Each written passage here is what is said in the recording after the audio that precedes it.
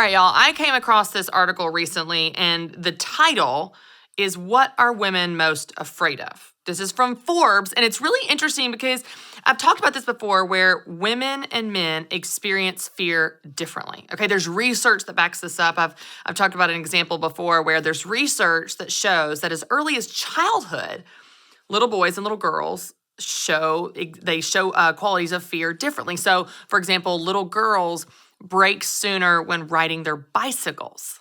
Isn't that interesting? They're a little more cautious.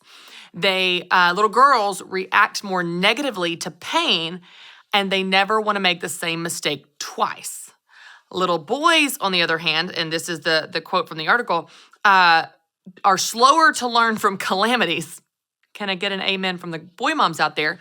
They tend to never see the mistake as something from them. They actually see it as an external thing. So girls internalize the mistake like, I'm a mistake. And little boys are like, oh, it must have been the fact that, there was a rock in the road or my bicycle has a problem. Couldn't have been me and how I'm riding. Yeah, sure. So we start to see as early as childhood that little girls are a little bit more fearful. Well, you fast forward to adulthood and you imagine how we approach businesses and goals in our careers where women make a mistake and they think, I never want to make the same mistake twice. The exact same thing I told myself driving home from that speaking event, never again. Whereas men tend to be a little bit more risk-taking. They're like, couldn't have been me. I'll try again. I'll do something different. And so it's interesting because I look at this article and it unpacks several different areas of things that women, research shows, are afraid of. So let's talk about this. The first thing it highlights, and again, this is from Forbes, it says women are afraid of their employer. Now, let me give context. What it's talking about is specifically around having children. So women represent half of the workforce.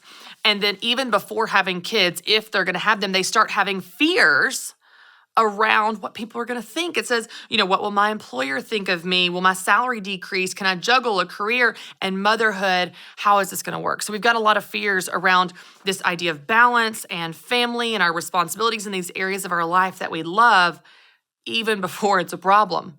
We're worried about it before it's even an issue. So that's the first category. And then it goes on and says, women are afraid of other women.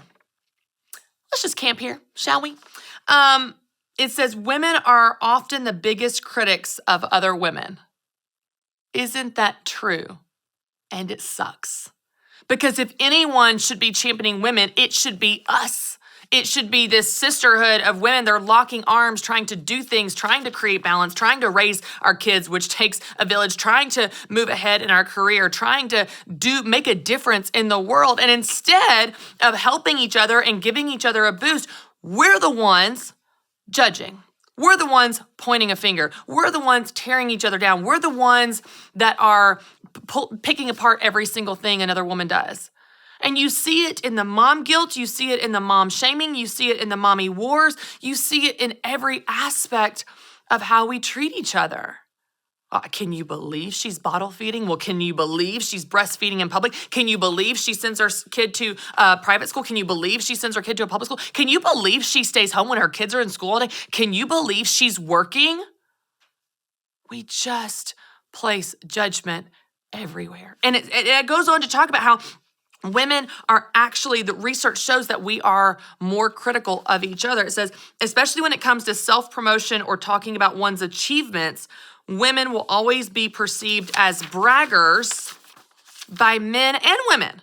There's scientific evidence in case you're looking for some hard facts, and it talks about this. I remember Sheryl Sandberg talking about this in her book, Lean In, how research shows that both men and women are critical of other women that are achiever-driven or are trying to be successful or going for big goals. We think they have an ego. We think they're self-promoting. We think they're egotistical. And so what's interesting is we're so fearful of what other people think of us that plays into how we live our life, the type of careers we go after, how we parent our kids, how we even experience parenting our kids, because we're always worried about, is that mom looking at me across the playground? So you look at the how these things affect each other. The next category is it says women are afraid of success. Women fear success. Now this actually plays into where women judge other women. Because imagine that you live with a constant fear of being judged by other people, men and women. The natural reaction would be to play small. The natural reaction would be to not ruffle feathers, not make any waves, not make people uncomfortable, not let people ever think you have an ego, not let people ever think that you're self-absorbed. So I'm just going to play small and, I just have this little side business. I just have this, it's just this little Etsy shop. Oh no, I'm not a CEO. I'm not a president. I'm not a business owner. Those titles are much too big. They're uncomfortable for you and me. So I'll just say this little Etsy shop because that lets you be comfortable and me be comfortable, right? Are we all still comfortable? Are you comfortable? Because my gosh, that is the end goal, is everyone just being comfortable, right? I would never call myself a CEO or a president. We do it all the time. I just have this little Etsy shop. You have people over for dinner. And you spend 9 hours cooking this meal. And it took 497 ingredients, 9 hours. It's Pioneer Woman, and it is incredible. You know it, and they know it. And your guests compliment your meal. And what do you say? Oh, it was super easy. I just threw it together. You buy a new dress because you finally reached your weight loss goal, and you look good. And someone says, you look amazing. I love that dress.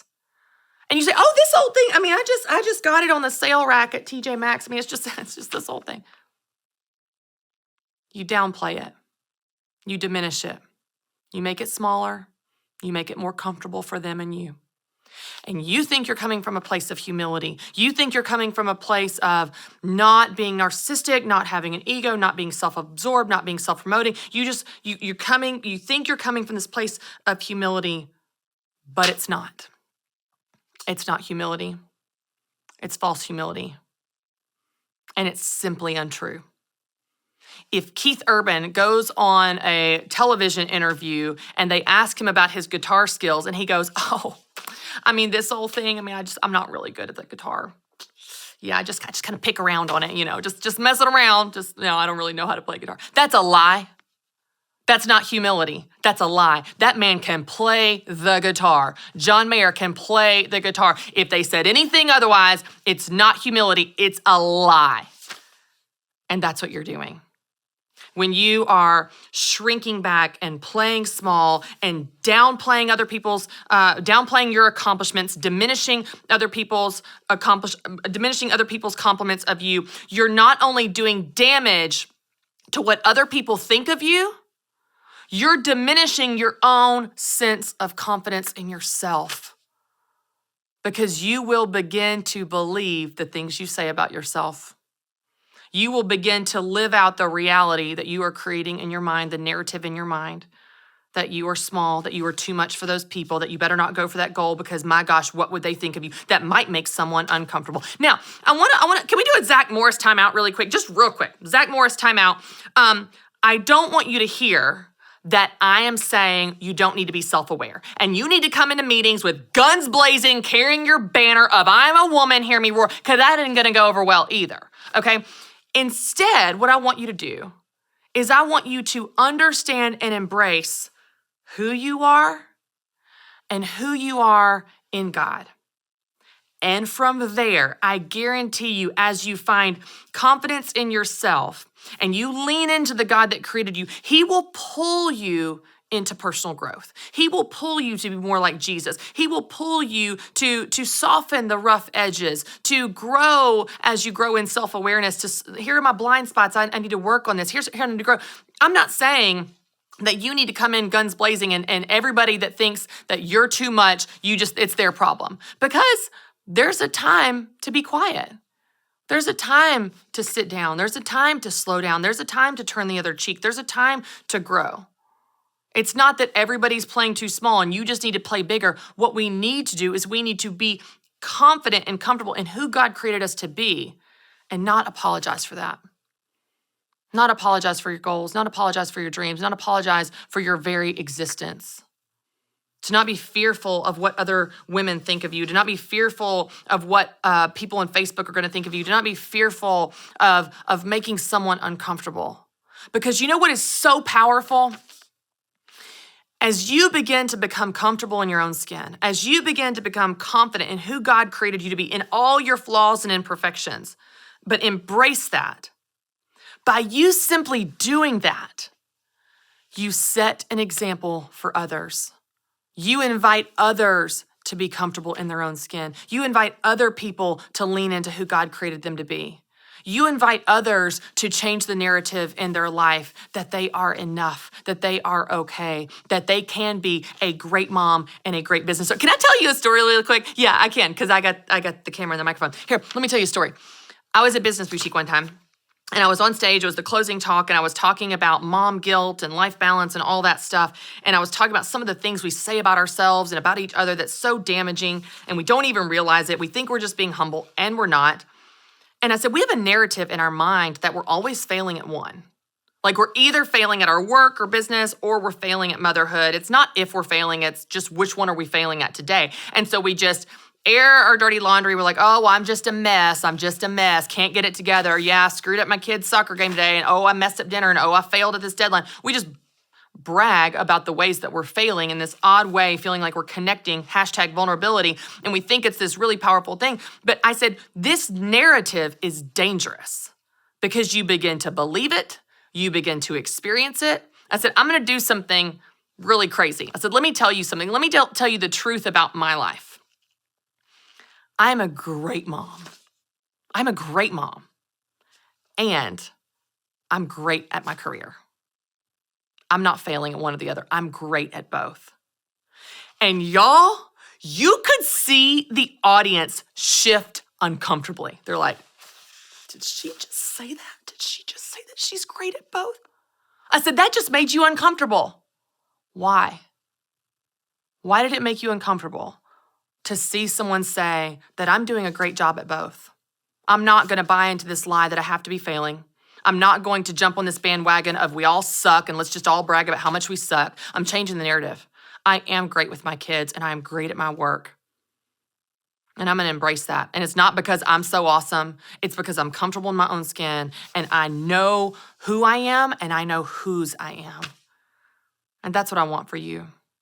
My prayer for you is that you would not let fear, not fear of your work, not fear of your bosses, your coworkers, Facebook judgy people, other women in your community, friends, mother-in-laws, sisters, aunts, that you would not let fear of other people convince you that you have to play small and shrink back and live a lie that you are not good at anything and you're failing at something, that you cooked dinner and threw it together, that this outfit is just this old little thing on the sale rack. Instead, that you would put your shoulders back and hold your head high because you know who you are and you know whose you are. And as you step into that truth and you live that truth, you invite other women to do the same as well.